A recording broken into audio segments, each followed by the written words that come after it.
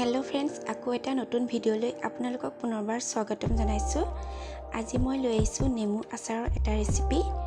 তাৰ বাবে মই 4টা পকা নেমু লৈছো আৰু এই নেমুকেইটা মই ভালদৰে ধুই শুকান কাপোৰ এখনেৰে ভালদৰে শুকানকৈ মচি লৈছো আৰু লগতে লৈছো কেইটামান কেঁচা জলকীয়া আৰু জলকীয়াকেইটাও ধুই একেদৰে শুকুৱাই লৈছিলো।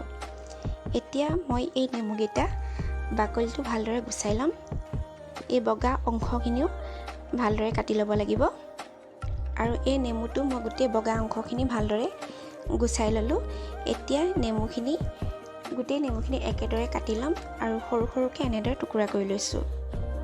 নেমুখিনি কাটি লোৱা হৈ গ'ল। এতিয়া ইয়াত জলকীয়াকেইটাও এনেদৰে সৰু সৰুকৈ টুকুৰা কৰি কাটি লৈছো।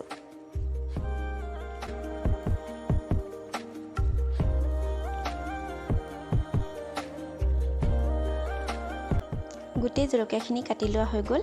এতিয়া মই দিছো ইয়াত 1 চামুচ নিমখ আৰু এই আটাইখিনি ভালদৰে মিহলাই লৈছো আৰু এতিয়া ইয়াত দিম এটা নেমুটো মই চেপি লৈছিলো। নেমুৰ ৰসখিনিও ইয়াতে দি দিছো। এইখিনি আকৌ এবাৰ আটাইখিনি ভালদৰে মিহলাই লৈছো।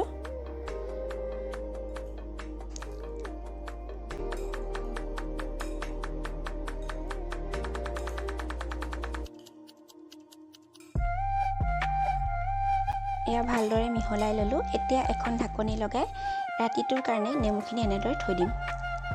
এতিয়া আচাৰত দিবৰ বাবে মছলাখিনি ৰেডি কৰি লওঁ।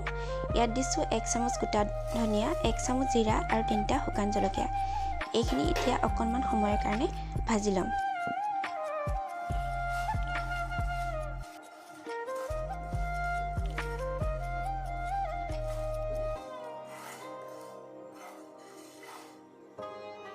এতিয়া ইয়াত দিছো ডাঙৰ চামুচেৰে 1 চামুচ বগা সৰিয়হ আৰু সৰিয়হখিনি দি বেছি সময় ভাজিব নালাগে, নহ'লে সৰিয়হখিনি তিতা হৈ যাব। 1 মিনিটমান প্ৰায় ভাজি ল'ম।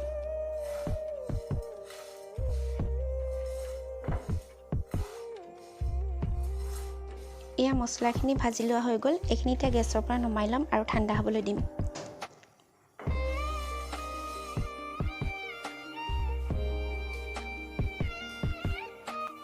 মছলাখিনি ঠাণ্ডা হ'লত মই মিক্সি বাতিটোত দি লৈছো আৰু লগতে দিছো ডাঙৰ চামুচেৰে 2 চামুচ চেনি দিলে নেমু আচাৰৰ যিটো তিতা ভাৱ হয় সেই ভাৱটো নাথাকে। এইখিনি এতিয়া পিচি ল'ম।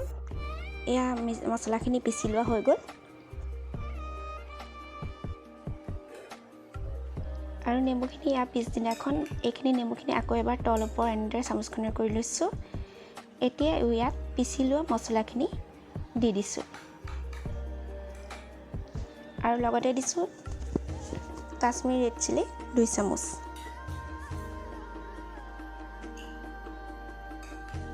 মছলাখিনি এতিয়া ভালদৰে এনেদৰে মিহলাই লৈছো আৰু এতিয়া ইয়াত দিছো 1 চামুচ নিমখ। নিমখটো অকণমান কম হোৱা নিচিনা লাগিছিলে, সেইকাৰণে ইয়াত 1 চামুচ নিমখ দি লৈছো। আকৌ এইখিনি ভালদৰে মিহলাই লৈছো।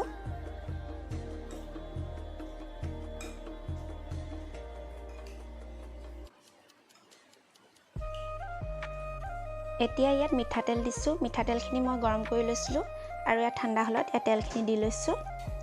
এইখিনি এতিয়া মিক্স কৰি ল'ম আৰু এইখিনি এদিনৰ কাৰণে ৰ'দত এনেদৰে দি থ'ম।